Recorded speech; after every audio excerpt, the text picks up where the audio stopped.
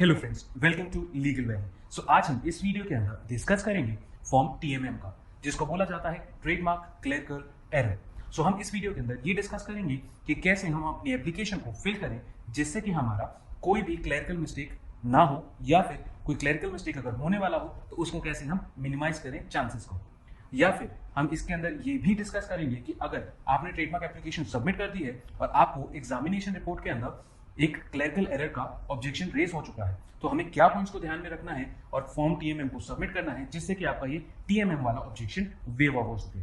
सो अगर आपको ये वीडियो अच्छी लगे तो इस वीडियो को लाइक। सो आइए अब हम इस वीडियो के अंदर डिस्कस करते हैं कि होता क्या है आखिर फॉर्म टीएमएम। जैसा कि आप हेडिंग से समझ ही सकते हैं, इसकी हेडिंग है व्हाट इज फॉर्म टीएमएम। सो हम एनालाइज करें तो बेसिकली हमारा जो फॉर्म टीएमएम होता है वो होता है हमारी की गई गलतियों को ठीक करने के लिए। सो आइए डिस्कस करते हैं। सो फॉर्म टीएमएम का हमारा मेन पर्पस होता है अपने फॉर्म के अंदर जो हमने मॉडिफिकेशन करनी है, मतलब अपनी गलतियों को अगर हमने अपनी ट्रेडमार्क एप्लीकेशन के अंदर करेक्ट करना है और वो भी रजिस्ट्रेशन प्रोसेस से पहले, तो हमें फिल करना होगा फॉर्म टीएमएम। उसके बाद ये जो फॉर्म होता है ये सिर्फ एक्सरसाइजेबल है, मतलब अवेलेबल है सबमिट करने के लिए रजिस्ट्रेशन प्रोसेस कंप्लीट होने से पहले तक, मतलब जब तक आपको रजिस्ट्रेशन सर्टिफिकेट इशू नहीं होता तब तक आप इस फॉर्म को सबमिट कर सकते हैं। अब देखिए इस फॉर्म का मेन ऑब्जेक्ट है क्या। सो टीएमएम का मेन ऑब्जेक्ट ये होता है कि वो आपकी गलतियों को रिजॉल्व आउट कर सके, मतलब कि आपने अपने ट्रेडमार्क एप्लीकेशन के अंदर अगर कोई टाइपोग्राफिकल एरर किया है, मतलब स्पेलिंग मिस्टेक करी है, या फिर आप चाहते हो कुछ माइनर चेंजेस करना, माइनर चेंजेस जैसे कि आपने अपने कॉन्टैक्ट डिटेल्स को अपडेट करना है, ईमेल आईडी को अपडेट करना है, आपने अपने एड्रेस को अपडेट करना है, आपने अपने नाम में माइनर चेंजेस करने हैं, तो उस केस में आप ये भर सकते हैं। अब देखिए इससे हमारे को फायदा क्या होता है। अब हम फॉर्म इससे हमें फायदा होता क्या है इससे हमें फायदा आखिर होता क्या है जब हम फॉर्म टीएमएम को भरते हैं। उससे हम अवॉइड कर लेते हैं एक फ्रेश एप्लीकेशन को फाइल करना। जैसा कि आप जानते ही हैं कि इंडिविजुअल के केस में एप्लीकेशन फीस 4500 रुपीज रहती है और अदर देन इंडिविजुअल के केस में 9000 रहती है। और अगर आप एमएसएमई या स्टार्टअप का सर्टिफिकेट यूज करते हैं तो आप अकॉर्डिंगली स्मॉल एंटरप्राइज या फिर स्टार्टअप के अंदर कवर करके अपने आप को 50% का डिस्काउंट लेते हुए 4500 की गवर्नमेंट फीस को पे करते हैं। अगर आप फॉर्म टीएमएम को उस टाइम पे भर दें अपनी गलती को ठीक करने के लिए, आप दोबारा से फ्रेश एप्लीकेशन करने की अब आपको कोई भी जरूरत नहीं है और आप अपना वो पैसा बचा सकते हैं। एक छोटा सा अमाउंट पे करके गवर्नमेंट फीस जो फॉर्म टीएमएम की रहती है वो रहती है 900 रुपीज। उससे आपका बेनिफिट क्या रहता है कि आपको कोई फ्रेश एप्लीकेशन फाइल नहीं करनी होती, जो आपने गलती अपनी ट्रेडमार्क एप्लीकेशन में करी होती है उसको आप वहीं से ठीक करवा सकते हैं। अब देखिए इससे हमारे को क्या होता है, इससे जो हमारा टाइम होता है वेस्ट होने से बच जाता है, प्लस हम सेव करते हैं कॉस्ट ऑफ फ्रेश एप्लीकेशन से। अब इसके अंदर जो फॉर्म टीएमएम के अंदर सबसे ज्यादा जरूरी बात वो ये है कि आप इसके अंदर सिर्फ और सिर्फ माइनर मिस्टेक्स को ही ठीक कर सकते हैं, जिनको हम बोलते हैं नॉन सिग्निफिकेंट चेंजेस, या फिर ये ऑप्शन हमें अवेलेबल होता है चेंजेस विद लिमिटेशन। आइए इसको डिटेल में डिस्कस करते हैं। अगर आपको कोई क्वेरी है या फिर कोई कंफ्यूजन है तो आप हमें इस नंबर पे कॉल कर सकते हैं या फिर आप हमें व्हाट्सएप पे भी कांटेक्ट कर सकते हैं। आप हमें अपनी क्वेरी मेल भी कर सकते हैं। देखिए हमने वहां पे डिस्कस किया था एक नॉन सिग्निफिकेंट चेंजेस के बारे में। इसके साथ एक क्वेश्चन उठता है कि सिग्निफिकेंट चेंज क्या होता है। देखिए सिग्निफिकेंट चेंज होता है आप अपने ट्रेडमार्क के नाम को ही बदलना चाहते हैं, जिसके अंदर अगर आप मान लीजिए आपने वर्ड मार्क दिया था, आप कहते हो कि मुझे डिवाइस मार्क में करना है, या फिर आपने एक 3D मार्क दे दिया बट था वो साउंड मार्क, तो आप वो भी चेंज करवा सकते हैं, बट वो सिग्निफिकेंट चेंज है। सिग्निफिकेंट चेंज जो होते हैं वो आपकी एग्जामिनेशन रिपोर्ट इशू होने से पहले आप करवा सकते हो। अगर आपकी एग्जामिनेशन रिपोर्ट इशू हो गई है तो आप इन चेंजेस को नहीं करवा सकते, फिर आप रिस्ट्रिक्टेड होकर रह जाते हैं नॉन सिग्निफिकेंट चेंजेस के अंदर। उसके अंदर नॉन सिग्निफिकेंट चेंजेस मतलब आपने अपनी एप्लीकेंट की नाम की स्पेलिंग गलत दे दी है, आपने अपने कॉन्टैक्ट डिटेल्स को गलत दे दिया है, इन चीजों को तो आप ठीक करवा सकते हैं। पर अगर आप बोले कि आपको अपने गुड्स की डिस्क्रिप्शन को ठीक करवाना है तो वो एग्जामिनेशन रिपोर्ट इशू होने के बाद आप चेंज नहीं करवा सकते हैं। हाँ, अगर आपकी एग्जामिनेशन रिपोर्ट के अंदर ही लिखा हुआ है कि आपने अपने गुड्स के डिस्क्रिप्शन के अंदर कोई एडिशनल वर्ड डाला हुआ है उसको डिलीट करना है तो आप वो कर सकते हैं। पर अगर आप चाहें कि आप ऐड ऑन करवा दें, वो भी इंस्पेक्शन के टाइम पे जब आपकी एग्जामिनेशन रिपोर्ट आ चुकी है तब आप नहीं करवा सकते। और साथ में जब आप अपना टीएमएम फॉर्म भरते हैं आप जब भरेंगे तो वो आपके एग्जामिनेशन रिपोर्ट से पहले होना चाहिए, तो उसके अंदर ये सिग्निफिकेंट चेंज भी हो जाएगा और नॉन सिग्निफिकेंट चेंज भी हो जाएगा। पर अगर आपकी एग्जामिनेशन रिपोर्ट अगर इशू हो चुकी है तो उस केस में सिर्फ और सिर्फ नॉन सिग्निफिकेंट चेंजेस आपके साइड से एंटरटेन करे जाएंगे। पर अगर आपका जो एग्जामिनर है, जो आपका ट्रेडमार्क का एग्जामिनर है, वो आपको बोल दे कि आपको कुछ सिग्निफिकेंट चेंज करने हैं, जैसे कि आपने अपना ट्रेडमार्क के अंदर स्पेलिंग मिस्टेक दे दी तो उसको आप करेक्ट कर सकते हैं।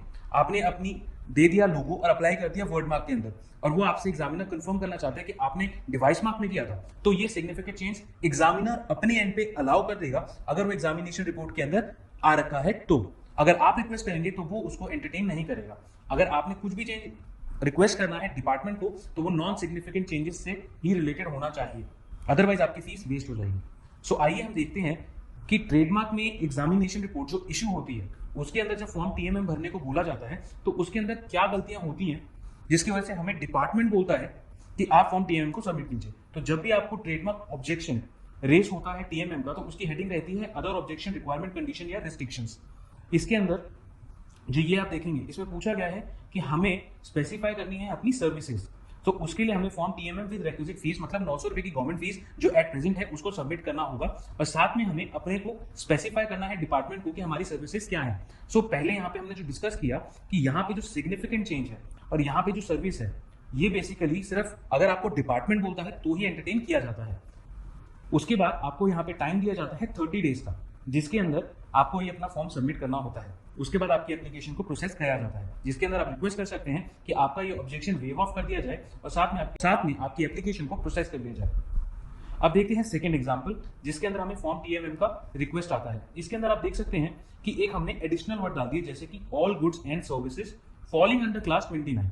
सो इसके अंदर डिपार्टमेंट ने ये बोला कि ये आपने एक एडिशनल दे दिया, तो ये भी एक सिग्निफिकेंट चेंज का एग्जांपल है जिसके अंदर आपने क्या किया, एक एडिशनल गलती भरी जो कि है all goods and services falling under class 29। तो अवॉइड कीजिएगा ऐसे या additional more than required goods की डिस्क्रिप्शन या सर्विस की डिस्क्रिप्शन को बताने से।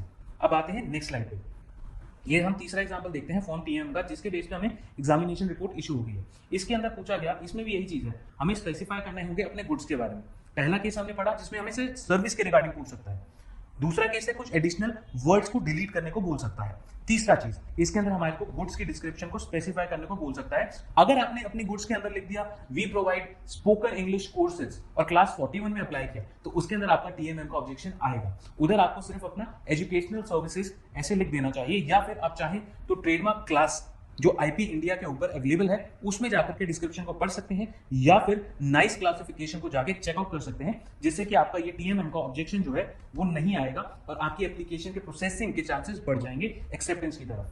सो आइए अब हम डिस्कस करते हैं कि हम कैसे अवॉइड करें फॉर्म टीएमएम के ऑब्जेक्शन को।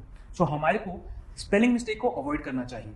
जब हमारी कैटेगरी ऑफ ट्रेडमार्क है उसके लिए हमें कंफर्म रहना चाहिए कि हम किस में अप्लाई करना चाहते हैं, हम डिवाइस मार्क में करना चाहते हैं या हम वर्ड मार्क में करना चाहते हैं। इसके लिए हमें श्योर होना चाहिए और अपनी एप्लीकेशन के अंदर कोई भी ऐसी गलती नहीं करनी चाहिए जिससे कि कैटेगरी ऑफ मार्क को लेकर के कंफ्यूजन खड़ा हो।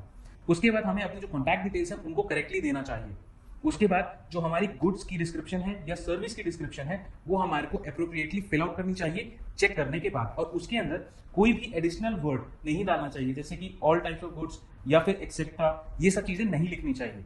अब जो गुड्स की डिस्क्रिप्शन है उनकी आप जाकर के अगर रेफरेंस चाहिए आपको तो आप www.ipindiaonline.gov.in पे जाकर के ट्रेडमार्क क्लास के बारे में चेकआउट कर सकते हैं।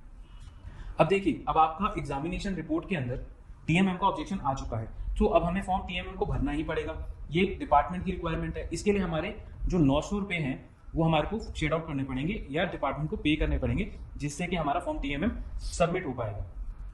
सो इसके अंदर अब हम 900 रुपए खर्च रहे हैं, हम तो नहीं चाहेंगे कि हमारे दोबारा से पैसे वेस्ट हो, तो हमें किन पॉइंट्स को अपने दिमाग में रखना चाहिए जिससे कि हम जब भी सबमिट करेंगे अपना फॉर्म टीएमएम सो वो एकदम अप्रोप्रिएटली फिल हो और हमारी 900 रुपए वेस्ट ना जाए और हमारी एप्लीकेशन की प्रोसेस हो जाए। सो आइए डिस्कस करते हैं। जब भी हम सबमिट करेंगे फॉर्म टीएमएम सो हमें इसको बहुत केयरफुली भरना है ताकि हम डिस्क्राइब कर सके अपना टाइप ऑफ करेक्शन, मतलब जो भी हम करेक्शन देना चाहते हैं उसको अच्छे से डिस्क्राइब कर सकें, और वो जो करेक्शन होती है वो ऑलरेडी एग्जामिनेशन रिपोर्ट में स्टेटेड है। तो आइए यहाँ पे देखते हैं। जैसे कि इसके अंदर बोला गया, इनको करेक्शन के लिए बोला गया था कि आपको all goods and services falling under class 29 इस चीज को अपनी गुड्स की डिस्क्रिप्शन में से हटाने को बोला गया।